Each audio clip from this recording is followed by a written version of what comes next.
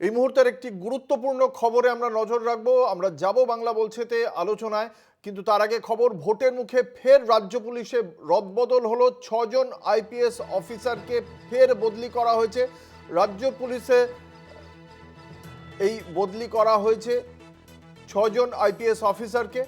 নির্বাচন কমিশনের বিধি মেনেই সরানো হয়েছে এই সমস্ত আইপিএসদের। কিছুদিন আগে রাজ্য পুলিশের একাধিক আইপিএসকে বদল করা হয়, ফের বদল করা হলো। এডিজি সিআইডি হচ্ছেন এলএন মিনা, এমনটা জানতে পারা যাচ্ছে। আমাদের সঙ্গে রয়েছেন আমাদের বিশেষ প্রতিনিধি।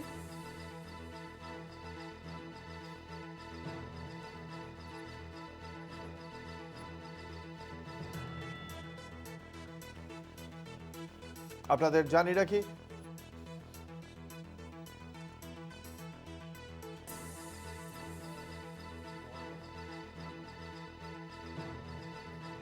ইতিমধ্যেই আপনাদের জানিয়ে রাখি যে এর আগেও একবার আইপিএসদের রদবদল হয়েছিল। ফের আইপিএসদের রদবদলের সিদ্ধান্ত প্রশাসনের, এবং সেক্ষেত্রে এই সিদ্ধান্ত 6 জন আইপিএসকে বদল করা হয়েছে। কি কারণে এই বদল,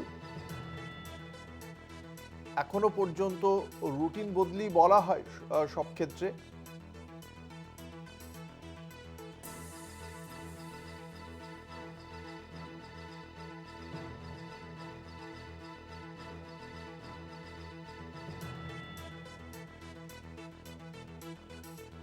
ভোটের মুখে ফের রাজ্য পুলিশে রদবদল।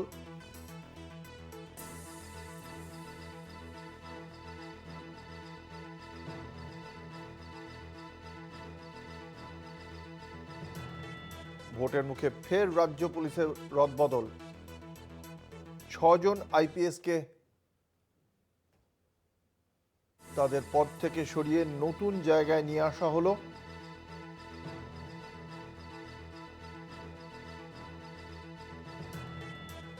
নির্বাচনের এখনো পর্যন্ত নোটিফিকেশন করেনি নির্বাচন কমিশন, তার আগেই বিভিন্ন গুরুত্বপূর্ণ পদে এই আইপিএসদের পরিবর্তন অত্যন্ত তাৎপর্যপূর্ণ বলেই মনে করা হচ্ছে।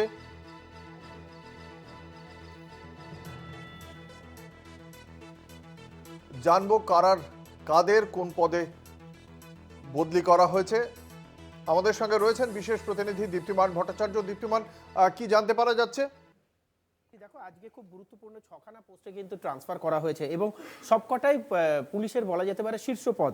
যার ভেতরে সব থেকে গুরুত্বপূর্ণ যেটা রয়েছে সেটা হলো লক্ষ্মীনারায়ণ মিনা, অর্থাৎ এলএম মিনা। এলএন মিনাকে কিন্তু এডিজি আইজি কারেকশনাল ছিলেন, তাকে কিন্তু এডিজি সিআইডি ওয়েস্ট বেঙ্গল করা হয়েছে। অর্থাৎ খুবই গুরুত্বপূর্ণ পদ এডিজি সিআইডি ওয়েস্ট বেঙ্গল। ভোটের আগে কিন্তু এই পদটা খুবই গুরুত্বপূর্ণ থাকে, সুতরাং ADG IGP CID West Bengal করা হলো লক্ষ্মীনারায়ণ মিনাকে। এবং পাশাপাশি রাজীব মিশ্রাকে, যিনি এডিজি আইজিপি ছিলেন মডার্নাইজেশনে, তাকে কিন্তু সাউথ বেঙ্গল করা হয়েছে এডিজি। পাশাপাশি বেশ কয়েকটা এসপি র্যাঙ্কেও পরিবর্তন করা হয়েছে, যেরকম অমরনাথ ছিলেন, যিনি এসপি কৃষ্ণনগর ছিলেন, তাকে কিন্তু সরিয়ে এসপি জলপাইগুড়ি করা হয়েছে। ঠিক পাশাপাশি রঘুবংশী, রঘুবংশী যিনি এসপি জলপাইগুড়ি ছিলেন, তাকে কিন্তু করা হয়েছে এসপি কৃষ্ণনগর পুলিশ ডিভিশনের। অর্থাৎ এসপি পদমর্যাদায় দুটো ট্রান্সফার করা হয়েছে। এবং ডিআইজির ক্ষেত্রেও কিন্তু ওয়াকার রাজা, যিনি ছিলেন কিন্তু ডিআইজি নদিয়া রেঞ্জে, নদিয়া রানাঘাটে, তাকে কিন্তু ডিআইজি মুর্শিদাবাদ করা হয়েছে। ঠিক তার পাশাপাশি মুকেশ, যাকে কিছুদিন আগেই কিন্তু আমরা দেখেছিলাম তাকে ট্রান্সফার করে বিধাননগরের পুলিশ কমিশনার থেকে তাকে সরিয়ে নিয়ে যাওয়া হয়েছিল এবং সেখানেই কিন্তু আইজিপি মুর্শিদাবাদ এবং জঙ্গিপুর রেঞ্জে তাকে করা হয়েছিল আইজি। সেখান থেকে তাকে সরিয়ে দেওয়া হলো এবং তাকে কিন্তু আইবি ওয়েস্ট বেঙ্গল করা হলো।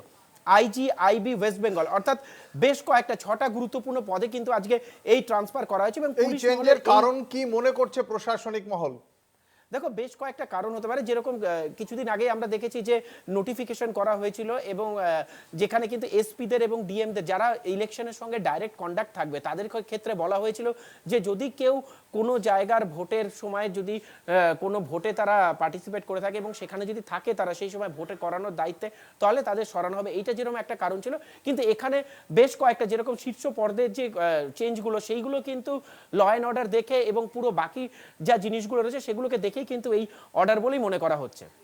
একেবারে ধন্যবাদ। আমাদের সঙ্গে ছিলেন আমাদের বিশেষ প্রতিনিধি দীপ্তিমান ভট্টাচার্য। অত্যন্ত তাৎপর্যপূর্ণ বিষয়। একদিকে আমরা দেখলাম নির্বাচন কমিশনের পক্ষ থেকে যে সমস্ত তথ্য তুলে ধরা হয়েছে, তার পাশাপাশি কমিশনের পক্ষ থেকে এখনো ভোটের বিজ্ঞপ্তি জারি না করা হলেও রাজ্য প্রশাসনে গুরুত্বপূর্ণ রদবদল হয়ে গেল।